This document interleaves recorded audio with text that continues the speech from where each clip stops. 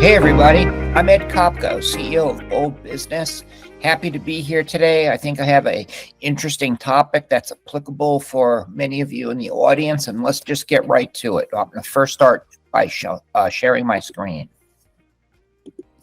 Okay, so my topic today is goal setting and design thinking in the corporate world, in particular, how it applies to diversity, equity, and inclusion. So in my book, Project Bold Life, I spent some significant time and created a framework for goal setting and how to build a plan, how to create enrollment, and provide a variety of tools and worksheets for people to be able to more easily accomplish goals. Yet in today's setting, what I want to talk about is how to build big, bold DEI goals in a framework where we have not only a chance to succeed, but to have them be inspirational and a process to help get people to really get excited about making them happen. So in goal setting and on a personal level is very different from the corporate standpoint, and I'm going to get into that in a little bit more as we go through the slides here. But in my book, I talk about knowing your why. Why is something important to you? Why is that goal important to you? Why do you want to pursue it? Making sure that your goal is specific enough, that it's measurable, can keep you moving forward, that you set up a variety of management components that include an accountability appointments so that you have somebody to help you keep on track with your goals.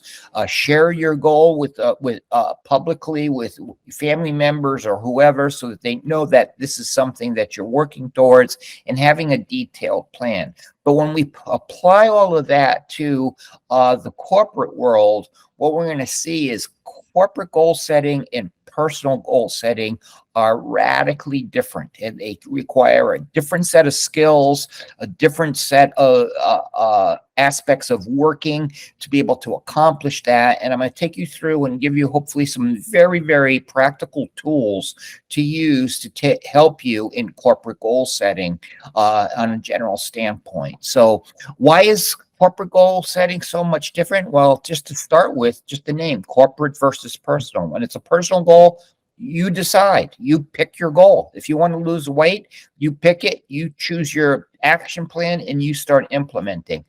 Not the same way in the corporate world. Okay, in the corporate world, we have, we're part of a team. We have to do enrollment. It isn't our personal goal. We have to have people help it. And then you layer on a whole bunch of additional factors like budget constraints, legal requirements, resource limits, etc., that when you try to get a goal, however good and great the goal might be, you have to go through a significant amount of effort to get to the point where the goal could even be adopted as a target for the corporation, let alone the plan, etc., and what resource allocations might be made. So I'm going to talk a little bit and give you a framework today about how to do that and how to make that happen. It builds off some of the principles of my book, but it also adds the extra twist of a corporate perspective.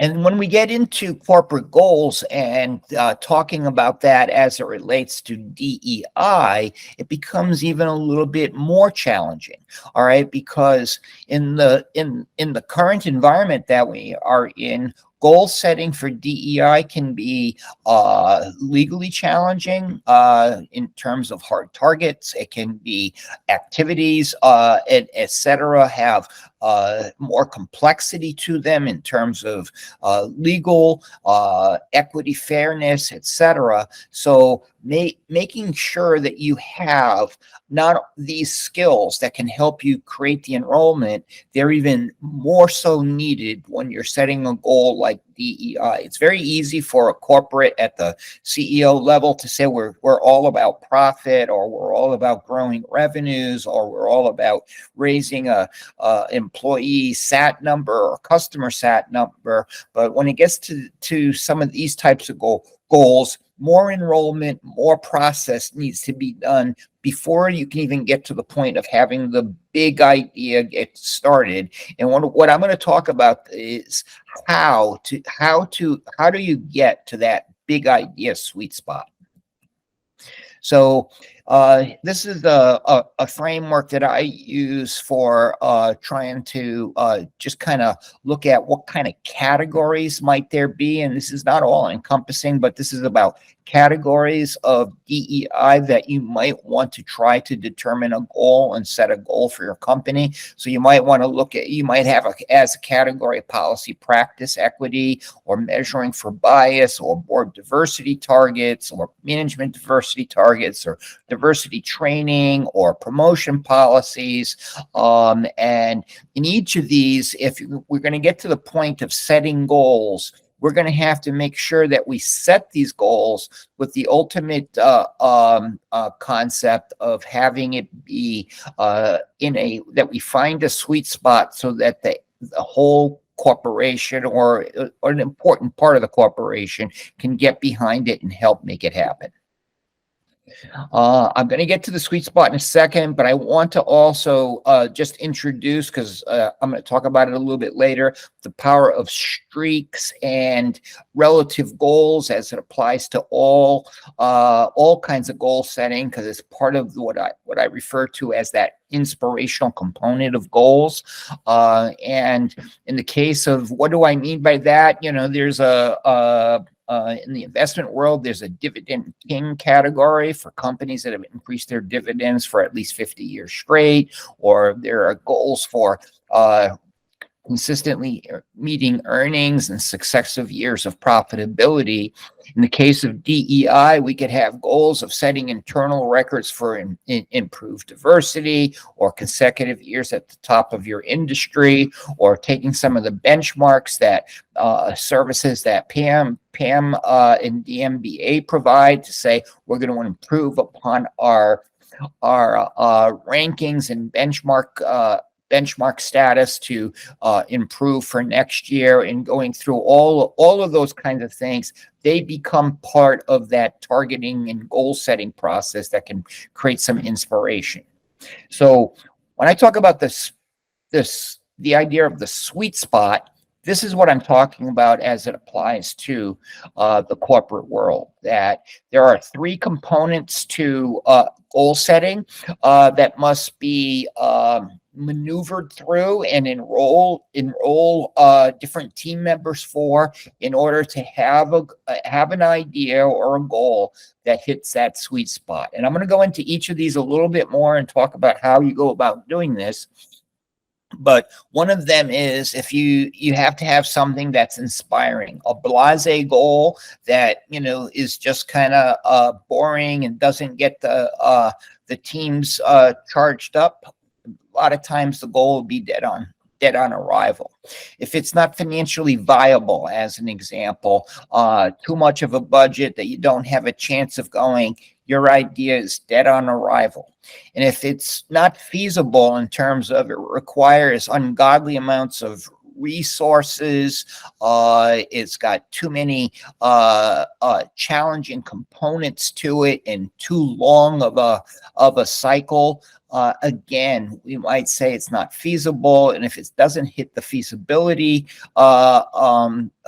target as well, you're not going to have a goal that's going to be able to be implemented and be successful. So the goal here is to create an environment when you're about to start your goal setting and about to set your targeting, where you help take team members and you build out your inspiration, the feasibility and viability components, so that when you do put forth an idea as a goal to implement, that these categories have been thought about, and you've refined them to the point that they are, effectively in that sweet spot and have a better chance of getting corporately adopted and being able to start to do your implementations.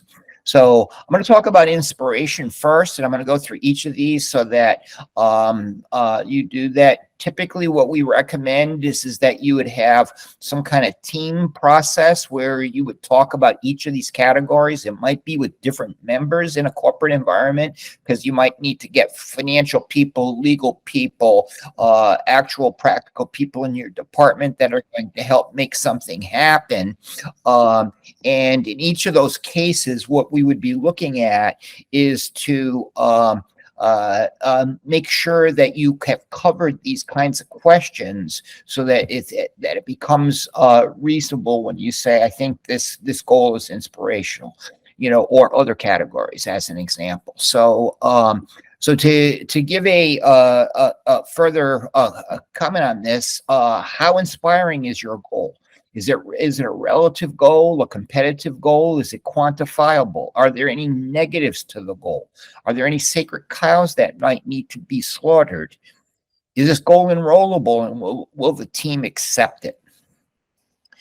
And again, you don't have to have them all be 100%, but if you're not in the general ballpark and have a goal that's inspiring, that will get accepted, that you can build enrollment and acceptance for, and there are not so many negatives to it that it stops people on environment, you're going to have a challenge getting people through it.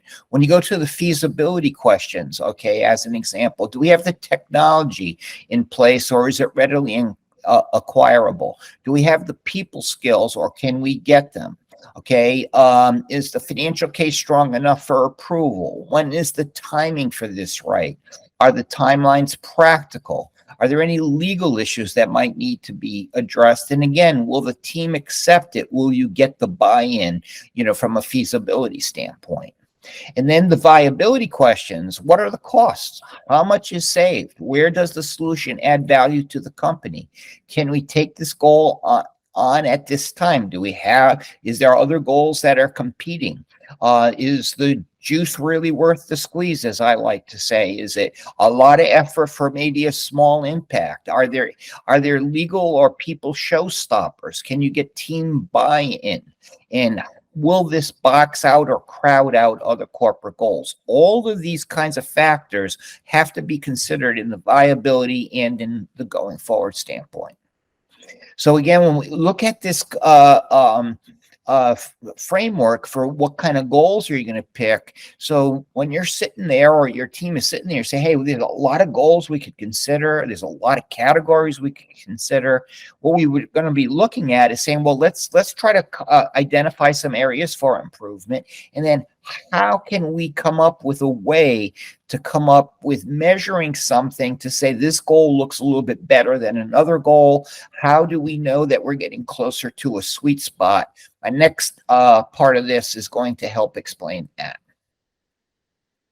So in order to get to the sweet spot, what I've already just talked about is you're going to have some other skills. You're going to have leadership skills, team building skills, consensus building skills, project management skills.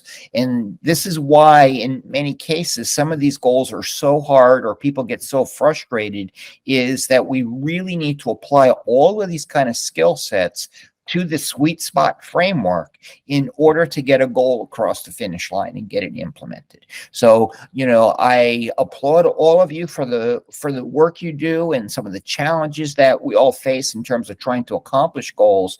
But, it really is a personal test as well to say, do I have the leadership skills or the team building skills? And I hope that this framework will help you in terms of having some perspective as you maneuver your way through the whole process of implementing a goal. So one of the concepts here is that you're going to need to be able to do some brainstorming with people. You're going to have to sit down. You're going to have to put up a chart of ideas. You're going to have to be able to get people to talk about them openly, and then come up with a framework for discussing them openly, and then looking at how do we come with some kind of output to come up with a couple of goals or a goal that hits that sweet spot. So one of the tools that we have, and later on in the my slide presentation, I have a link to the actual tool itself that you can use, is basically to create a weighted spreadsheet of some of the goals that you're looking to to possibly implement, and measure them on inspiration, feasibility, and viability scales, and see if you can develop, some sort of a specific, system for your own company that says, hey, this is how something might work.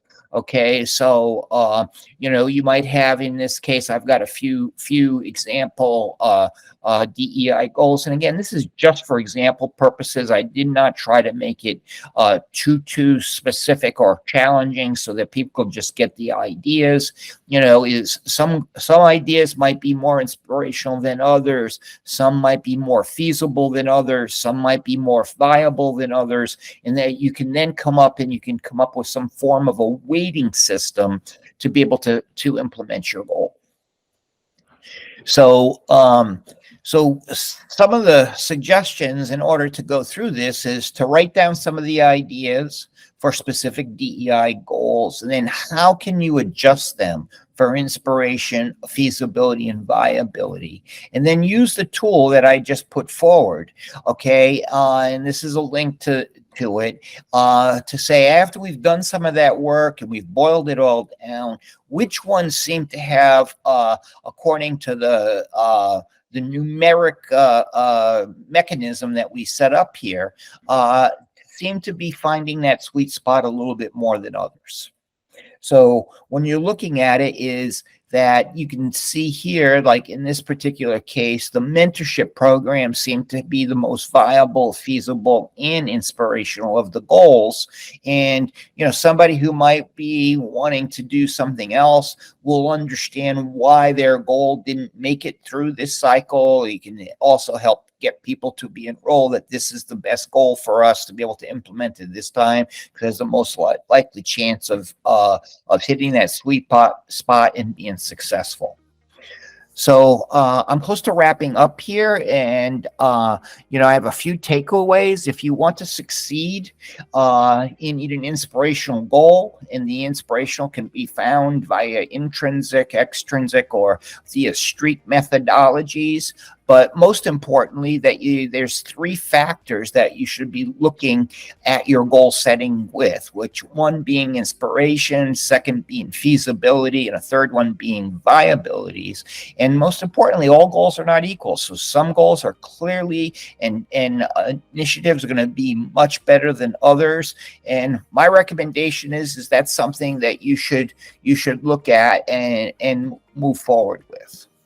So so there's a big opportunity here for those of you are listening. Okay, corporations, and I've run large corporations, and now a medium size with 1,000 employees. But the concept is corporations need leaders. And they need leaders who can make goals happen and really make things happen.